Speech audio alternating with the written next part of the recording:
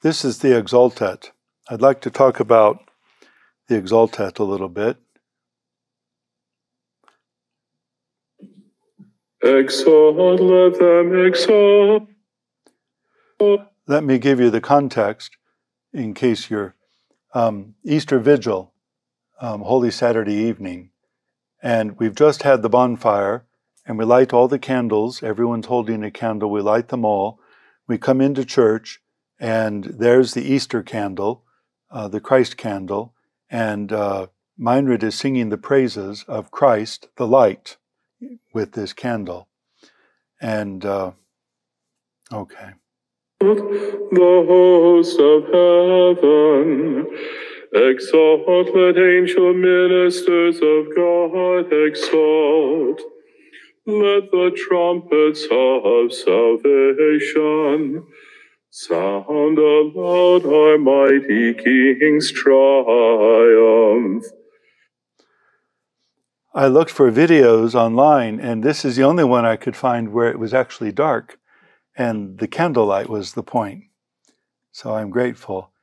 He never loses his pitch, which is very difficult in this long piece.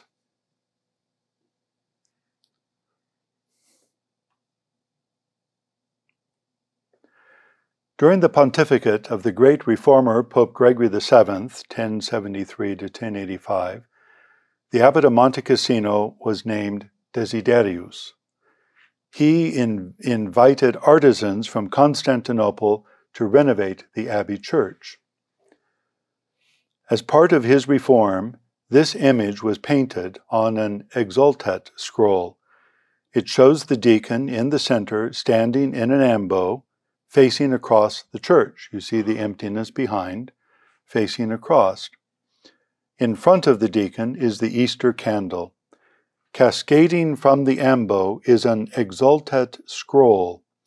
It was designed so that the deacon could read the Latin and the musical notation, and as the scroll descended down the front of the ambo, the people gathered around could see this and other pictures depicting the text of the Exultet. When Pope Gregory VII died, Abbot Desiderius of Monte Cassino was elected Pope Victor, 1086 to 1087. He introduced the renovation of Monte Cassino to Rome. By renovating the Basilica of Santa Maria in Cosmedin, the church, yes, we haven't seen that in this series of slides. From the same century, we have this Exultet scroll standing again in the deacon, above the empty tomb. You see the emptiness below. And another Exultet scroll. You see the empty tomb. Have you ever wondered why in Atchison or in your parish the Easter candle stands next to the lectern during the Easter Vigil and Easter season? In some churches, it seems to make more sense to associate the Easter candle with the baptismal font, because it may be used in blessing the waters of the font. I think some people just put the candle near the font. It looks good there. When the liturgical documents say that the Easter candle is to stand near the ambo, it means that the Easter candle stands near the monument of the empty tomb, not just a lectern. It's the empty tomb. Here we see the monument of the empty tomb, Santa Sabina, along with the Easter candle holder. During the Easter Vigil, the deacon proclaims the Exultet. This is one of the few non-scriptural pieces sung from the monument of the empty tomb. The deacon stands in the monument and sings the praise of Christ, the light shining in the darkness. This holder for the Easter candle recounts in its own symbolic language the Exultet. This is the Easter candle holder in the Basilica of Santa Sabina. Describe what you see. Is it too small? Anything you can notice? Jay's smiling because you've got the key, and it makes you happy. You've talked about this before. The Exultet says, "This is the night when first you saved our fathers. You freed the people of Israel from their slavery and led them dry-shod through the sea." The account begins with the sphinxes of Egypt.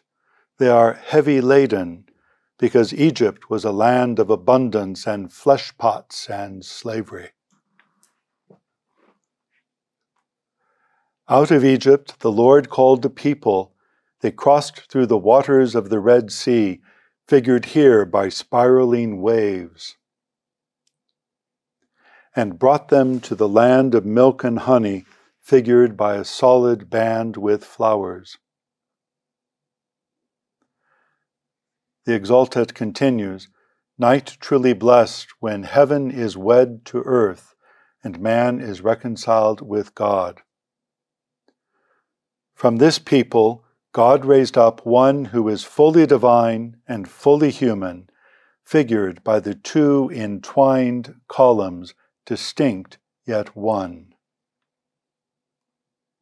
who by his death, figured by the acanthus leaf which emerges as a spike, and resurrection, imagined by the unfolded acanthus leaf, offers himself, imaged by the offering plate, as the light of the world, the lit candle." The candle holder remains throughout the year as a monument to the mystery of salvation we celebrate when we sing the Exultet to Christ the light shining in darkness from the monument of the empty tomb. You see, if you miss the empty tomb, the whole thing collapses.